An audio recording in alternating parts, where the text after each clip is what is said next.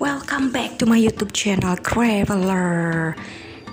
Di video kali ini gue bakalan ngasih sinopsis Drakor Vincenzo episode 6-nya ya. Sebelum ke pembahasannya, klik tombol like, subscribe, dan loncengnya ya. Makasih.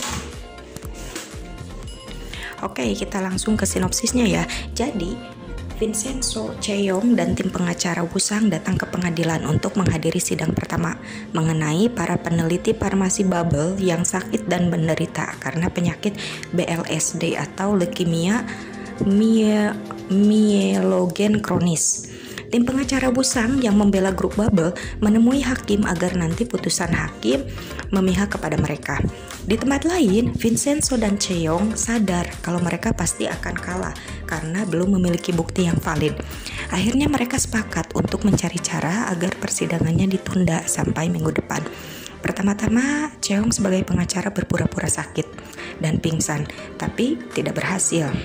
Setelah itu, ada pada pemadaman listrik sehingga mikrofon tidak bisa digunakan. Dan yang terakhir, ada 2 tawon raksasa yang menyengat wajah hakim sampai wajah hakim bengkak dan tidak dapat berbicara.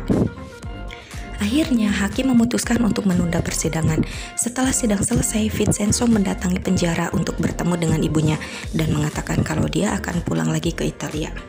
Vincenzo masih menyimpan amarah kepada ibunya karena saat Vincenzo masih kecil, dia dititipkan ke panti asuhan dan akhirnya dia diadopsi oleh orang Italia dan dia pergi ke Italia.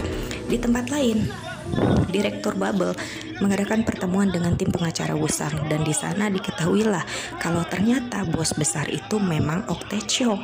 Semenjak itu semua petinggi Wusang hormat kepadanya dan bos besar menyuruh Bu Choi untuk membunuh peneliti Bubble yang sakit di rumah sakit agar nanti dia tidak bisa bersaksi di persidangan kedua.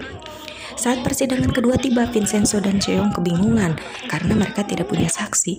Akhirnya saat hakim bertanya pada pengacara Cheong apakah dia punya saksi, Cheong mengatakan kalau dia memiliki saksi spontan. Saksi spontan itu yaitu saksi yang tidak dipersiapkan sebelumnya, dan ternyata saksi tersebut adalah Vincenzo. Makin seru aja ya ceritanya ya. Untuk quote-nya gue bacain salah satu aja ya. Menang dengan cara murahan akan lebih mempermalukan lawan. Untuk quote yang lebih lengkapnya dari Drakor Vincenzo kalian bisa lihat aja ya di Instagram gue ya. Oke, sebelum gue pamit jangan lupa klik tombol like, subscribe, dan loncengnya ya, biar gue makin semangat aja buat bikin sinopsis drakornya ya. Makasih.